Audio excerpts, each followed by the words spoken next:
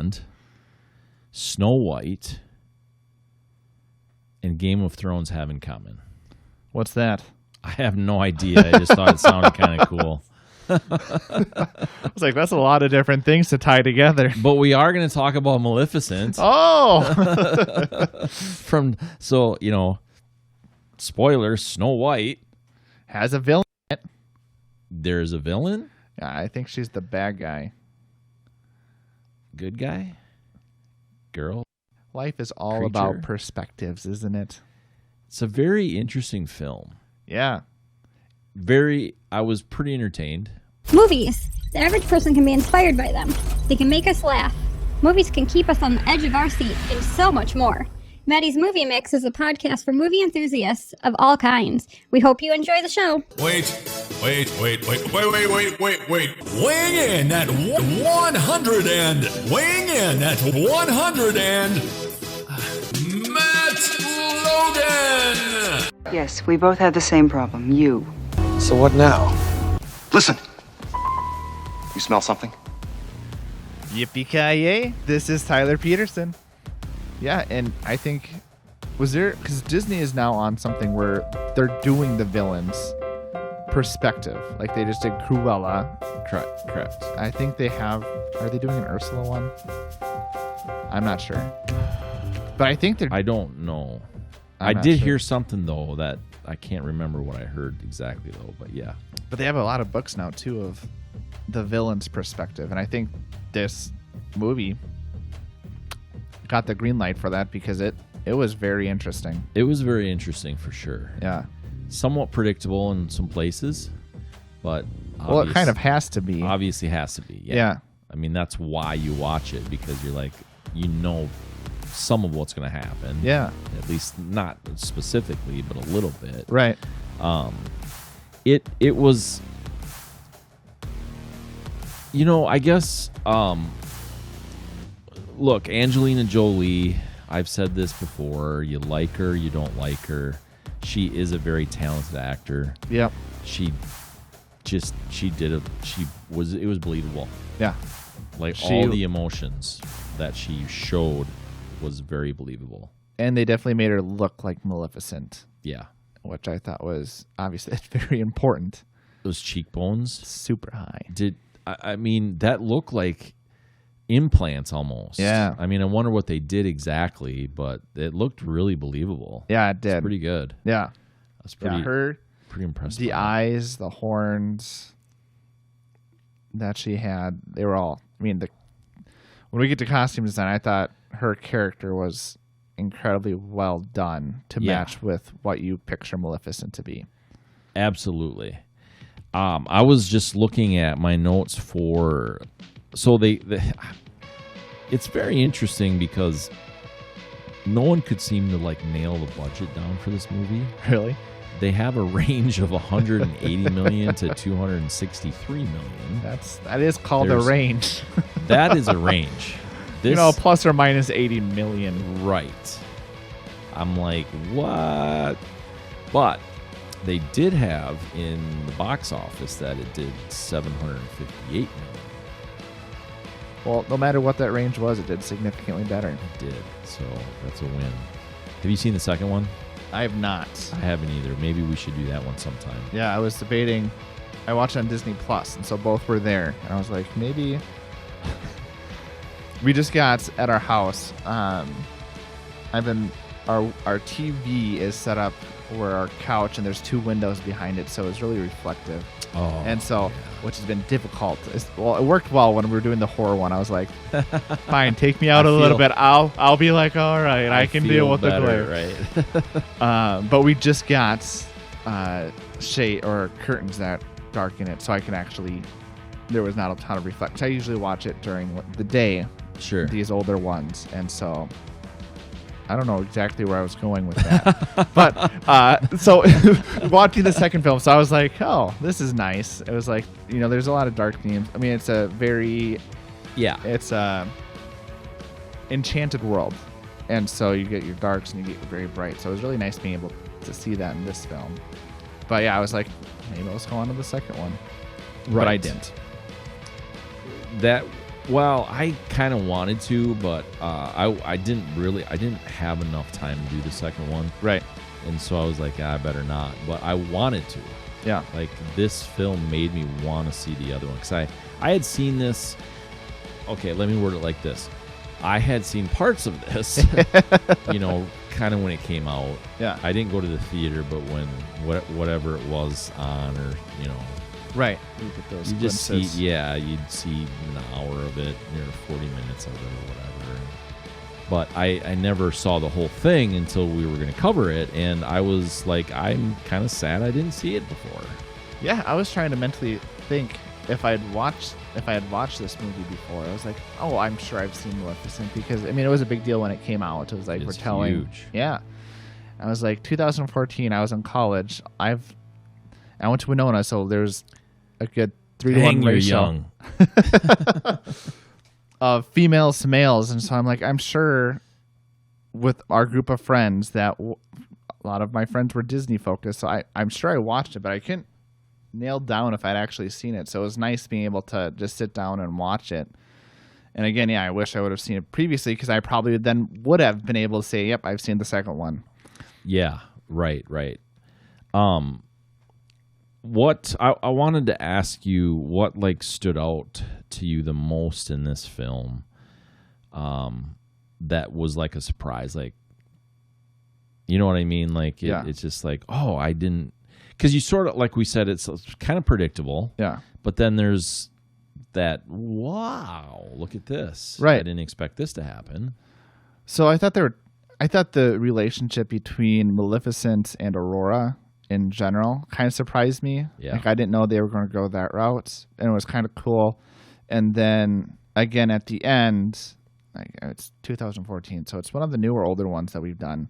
So spoiler if you haven't seen it, but you find out Aurora's actually the one telling the story. Right.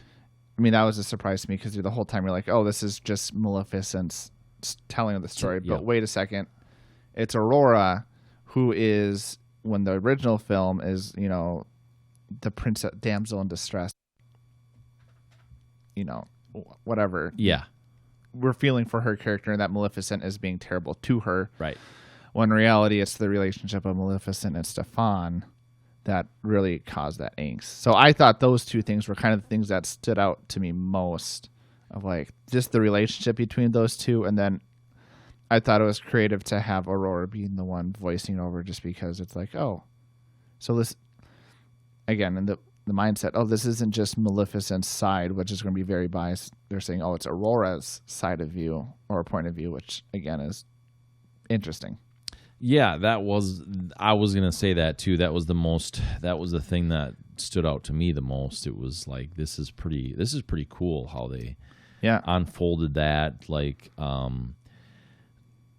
Certainly the relationship and all 16 years of that relationship was pretty incredible. And then how it was like, Aurora kind of had to choose, my dad, my parents, type thing, right? Or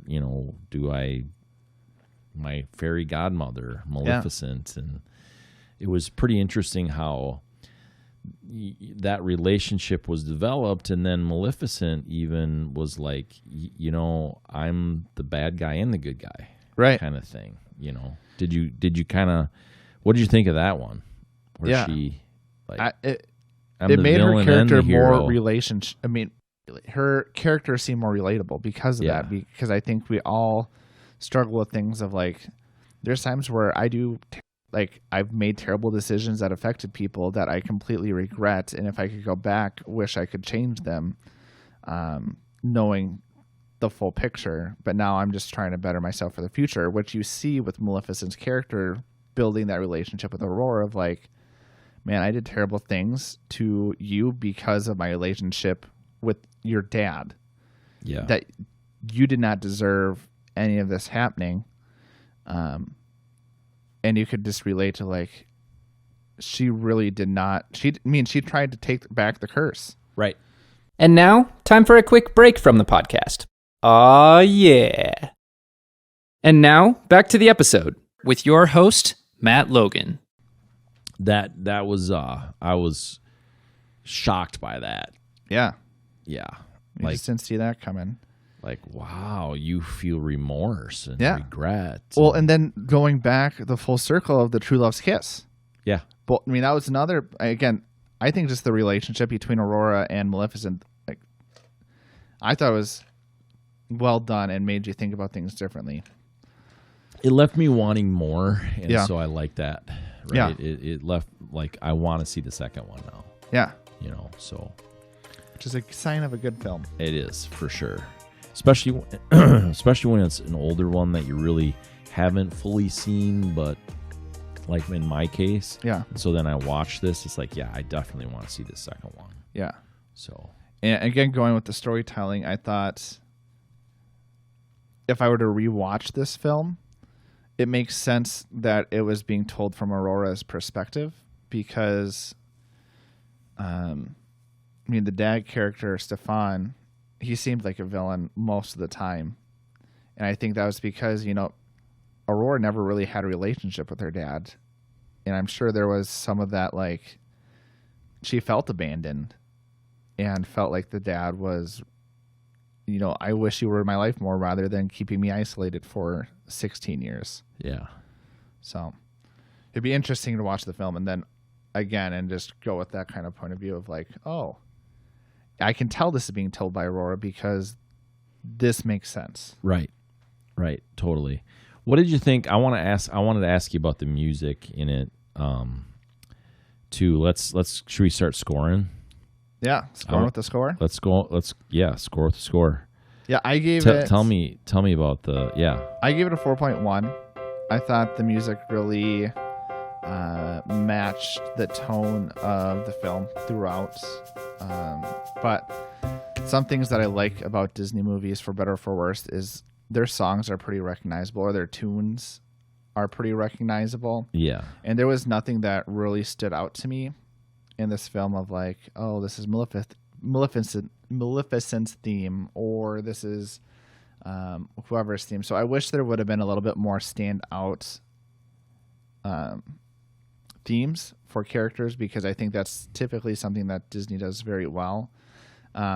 So that might just me be holding against what I expect out of Disney. But again, overall, the music it was very whimsical. It was dark at times, and it matched the movie in the setting. Did you see who did it? It was James Newton Howard. Yeah. He did Hunger Games. Yeah. I Treasure Planet. Yeah. He did Signs too, which that. Yeah. So M. Night Shyamalan's, he composed with Hans Zimmer in The Dark Knight. Yeah. I was really impressed by what he's done, and I was impressed by what he did here, and I bumped my score up a few decimals because it wasn't like a recognizable Disney. Right. You know, I was like, oh, this is cool. Like, yeah. It's, you know, I mean, obviously, and there's a lot of things that's recognizable Disney, but right. I was pretty happy with that. So I gave it a 4.2. Okay. And now a quick break from the podcast, because listening sometimes just gets draining, just like water drains down a sink. Okay. That made me believe the, you know, moods and things like that. And like I say, I kind of liked that it wasn't like, yep, it's Disney music, you know. Yeah. So, yeah, that's where I was at with it. Awesome. Should we talk about that chemistry? Yeah. I gave it a 4.1. I thought, you know, the relationship between Aurora and Maleficent was, I think, the stronghold of the film. I did not like Stefan's character and his people's relationships with him. So like Maleficent and Stefan, like I like Maleficent's side where it felt like she was opening up and being more relatable, but his character, the way he kind of backstabbed people but didn't fully commit to backstabbing, didn't make sense to me. And so that was one character I wish I could believe him more. Even when Aurora came back, even if he is the antagonist, he's still like a father figure. Right. And instead of like just pushing her Aurora away and say you should have been locked away till tomorrow or whatnot, of like, I still think he's a father at heart and who truly does care for her. Like, at least that's my perception of the character. I don't think that's how it's played out. But I still think he cares for her. He should have cared for his daughter and would have been at least like, oh, I'm so happy to see you. But we still have to like, there's some issue. Like, she knew at that point about the curse. And so then we're like, we just really want to be careful and make sure this doesn't actually happen to you. Yeah. It handled a little bit more delicately, for sure. I agree with that. I wasn't super excited about the actor chemistry in one. Okay. I think that when they had some of the interactions, Stefan was not believable to me. No. You know, even right up to the end when, you know, spoiler if you haven't seen it yet since 2014, but where she says, you know, look, she said, I forgive you. This is it. Stop. Yeah. Walk away from each other here. And he attacks her again. Right. And then ends up to be his demise. Right. And I didn't even believe it then. Like, all the way to the very end, I was like, yeah, this is just, I don't know. There was, no Reckless, points like, of acting, I thought. No point in the film did I believe his character. No, his was terrible. Yeah. For sure. Which is, I enjoyed. I'm glad that there was a good chunk of the film where he wasn't there. Yeah, absolutely. Unfortunately, he was pretty crucial in the storyline. Right. And so that kind of just put that in my head. And That nice bitter taste. yeah. Yeah. And then the other one that brought that score down was really because the three fairies or whatever. Yeah. I know they had to do a lot of CGI with them to get their size. Their small, creepy faces. Yeah. And so I'm sure that made the acting difficult. Yeah. But there was times that their timing just didn't seem right to me. Yeah. And whether something was edited in or however they did it, but I was just like, that just doesn't. I'm not signing up for that one either. No. So 3.2. Okay. So yeah. Yeah, the fairies when they were small just creeped me out. Yeah. You want to talk about putting things to make people have nightmares? I did not like those faces. Yeah, I know. And it didn't seem real consistent with the faces either. No. They sometimes they're like, oh, they did a pretty good job there. Yeah. Other times it's like, that's terrible. Yeah, like what were you thinking? Yeah. Yeah. It's like, those Snapchat filters where you can do a face swap and you're like, well, this lines up for the most part, but as the big picture, it looks really creepy and then it looks really weird around the edges. Right, exactly. Totally. You nailed it. So maybe they had that technology before, and we were able to better pan that out for the future. But maybe that's why we have it on Snapchat now. That's right. We can all be little creepy fairies. Right. Oh boy. What's next? Let's talk about the filming locations. Okay. I liked it. I gave it a 4.2, and I liked how when Maleficent's character was not being viewed as a villain, or she didn't go into the villainous side, was very green, very cheery. Yeah. And then when it was dark, even Stefan's, he was obviously the antagonist in this film. It was very dark in his scenes. I liked that there weren't a lot of houses and stuff like that. So I liked the outside look of the castle as well. It felt reminiscent of the original from Sleeping Beauty. So right. I gave it a 4.2. There's other areas that I think they could have done better, but I think that was more cinematography, things being a little bit brighter. But yeah. For filming locations, I gave it a 4.6. Okay. Because I agree with you on how when she was happy and cheery, it was bright. And, yeah. They did a really nice job. Some of the scenes, well, let me give you this one as an example. When the prince came and found Aurora at that pond, Yep. the small pond. I mean, that's a cool location. Yeah, and it they is. had a lot of those little things that you knew they were in the same realm or whatever, like you Yeah. know. But then it's like, oh, they're in the backyard and they're in their front right. yard, you know. And it was really obvious, like Yeah. this is a different place in this realm or Right. whatever. And I liked that. Yeah. So even though it was, you know, let's say it was 5 square miles essentially of where they were all the time in this film, they made the castle look great. They Yes. made that pond look great, you know. Yep. So I was happy with that. So Yeah. yeah, that's where I was at. And now, a quick break. And it's not a Kit Kat, sorry. And now, back to the episode with your host, Matt Logan. Should we go to the costume design then? Bring the rain. Got to keep you on your toes. I feel it.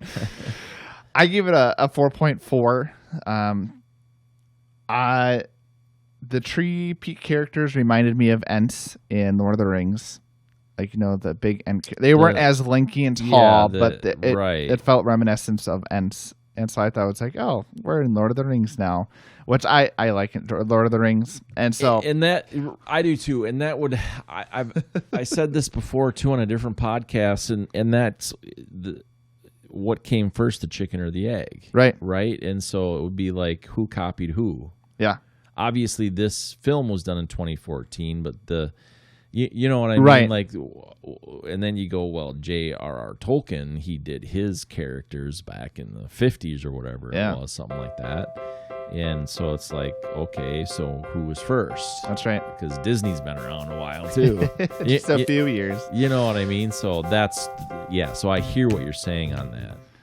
It makes you think about it. Yeah, it does.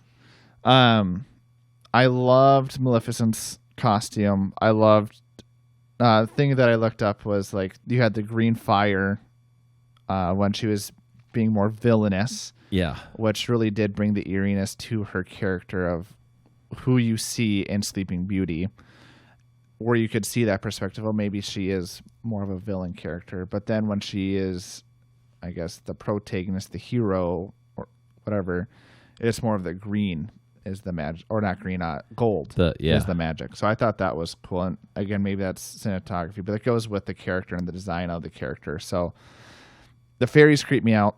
Like I said previously, I did like that they had different colors, but you know, going small, big, their faces could have been better done. Yeah. Again, I don't know if that's something of the times or if that was just a choice they made for whatever reason.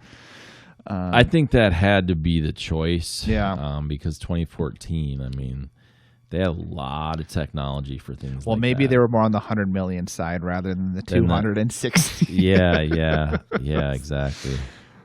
And I like the royalty characters. Yeah. They felt like royalty. Yeah, for sure. I agree. So I gave a 4.3. The main... It was nice for those main characters to really stand out like they had them stand out. Even Aurora, when she was a teenager like that, I mean, you know, generally just well put together, nice dress, and right. So that was really good. I really liked that. So when it just all seemed very appropriate. Yep. Obviously, Maleficent and her costume was phenomenal. They did just a incredible. I can't even imagine. I wanted to look it up, but then I didn't want to look it up. Like, how long was she in makeup? Yeah. You know what I mean? Like, right. One of those things is like 10 hours, scary. No, I don't know what it was, but it was, you know, pretty incredible. They did a great job. Yeah. Keep going. Move it. Move it. Move it. Cinematography. Yeah. I give it a 4.0. Okay. Some of the dark scenes were a little too dark. I think there was a pond scene where I wish it was Aurora and Maleficent having a conversation. I can't remember the full context, but they were watching things in the pond move around, and you could see a little bit of neon, but I wish that would have stood out more. Sure. But overall, I liked the tone that they set through the film of, you know, we start out very vibrant, this is one that I actually did like the voiceover for. I know we talked about Dune, about the voiceover. Just I could not get into what's going on, but this one made sense to me because it was being a storytell narration, which made sense to me with Aurora voicing it over. So I liked kind of the panning out when the voiceover was happening of this mystical land that these fairies lived in. And so I really liked, most of the time when it was the good scene, it was very bright and you could really see Maleficent's land. I liked that fairy tale look. Again, I also liked some of the pans they did of the castle, doing a throwback to, maybe not throwback, but showing that the castle is very similar to what it was in Sleeping Beauty. But there were some scenes that were a little too dark, and I just wish it would have been a little bit brighter for me to be able to see what's going on more, or for certain things to pop out more. I gave it a 4.4, and I was quite a bit lower than that. I was 3.9 to begin with. Okay. And then I started thinking about it a little bit more, and some of the places, what you're talking about, I agree. The spoiler fight scene that they had in the castle, I thought was too dark. Yep. I don't know why my eyes are like freaking out, but I'm starting to cry over here. It's emotional. So there's that I thought was too dark for sure in a few of those things. But when it was right and when they had some of those scenes and the colors, they really picked it up very well, I thought. So yep. That's why I gave it a 4.4. Just when it was right, very right. Yeah. Yeah. Overall entertainment. I'm going first. It's all yours. Hands off. 4.4. Or 4.0. Sorry, I'm looking at the wrong thing. 4.0.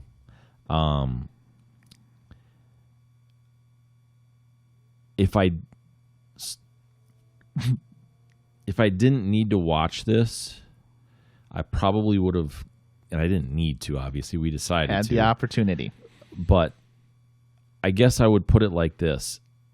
I would have watched 10 minutes of it, and it didn't catch me strong enough. Yeah. But once I got past some of it, and I was pretty entertained. But that first probably 20 minutes, I suppose, in reality, was like, you're dragging me through the mud here. I'm not quite. I get what they needed to do there, right? For sure. I totally understood that. Yeah. But I just wasn't entertained by it. Yeah, it's not one of those that I think if it showed up on TV and I was like, oh, it's Maleficent, I'd be like, I would want to finish the rest of it. It would. I don't think there's enough it's not an action movie where it's like, oh man, this part's really good, or like I really care about these characters. Yeah. Or it's like I really now just want to watch the rest of the film, or I see it and I'm like, now I need to watch it later, which happens to some movies that I watch. So yeah, I gave it, a 3.8. I thought it was a really interesting retelling of Sleeping Beauty, and I thought it was well done of making Maleficent being a more relatable character rather than what you see in the original, because she's really not the focus. I mean, again, the idea of that film is to make her a villain. The idea of this is to show her backstory of why Her humanity. except she's a fairy. Right. So yeah, it was, I think, again, I talked about earlier, I think it was a start of them getting villain perspectives out more of, let's go into these characters that we've already developed through Sleeping Beauty, Mother Gothel, or, Tangled and stuff like that. And let's really look at the villain characters because we have such a strong following on Cinderella and things like that. So I thought it was a cool choice of let's now dive into a villain character rather than developing a whole new princess. Maybe that's just... It's a creative way to make some cash. That's right. I mean, let's just call it what it is. Yeah. And I was very happy to watch it once I got past that first bit. Yeah. Yeah. So the overall score, was that your No, that was the overall entertainment. Okay. So overall score, I gave it a 4.2. Okay. Yeah, I gave it. Everything, you throw the whole thing in, and that's where we're at for me. Put in the kettle and let it stir together, Yeah. and I gave it a 3.9. Yeah. Again, I don't know if this is just me being a boy or a man or whatever you want to call me. I mean, I enjoyed, princess characters, but it wasn't like one of those things that as a kid I was like, oh man, yeah, I love Cinderella. Let me go figure out the villain side. Yeah. Or if it was like, when Transformers came out and if they were to do like, Megatron, they're like, oh yeah, let's do this. So, I mean, maybe that was some of my struggle with this of like, Yeah. I was never hugely invested in the princesses, and so to know their villain characters, like, it's a cool concept, but like, not really invested in the universe either. Yeah, totally. It did leave me wanting to see the second one. Like That's I said true. earlier, I was like, yeah, I definitely want to see the second one now. But I get it. It's not something. See, the idea of the podcast is for all of us to get a little bit outside of our normal genre and learn. Yeah. And I loved that about this. I'm like, I would have never dug into it this much. I would have never thought about it this much. No. And I appreciate a lot of what they did with this movie and how it looks and how, all of that kind of stuff. So that's super important. We need to grow as people, I guess, is my point. Yeah, I agree. did grow watching this and learning more about it. That's right. End it. Say something funny or quirky or whatever-y, and let's wrap this baby up.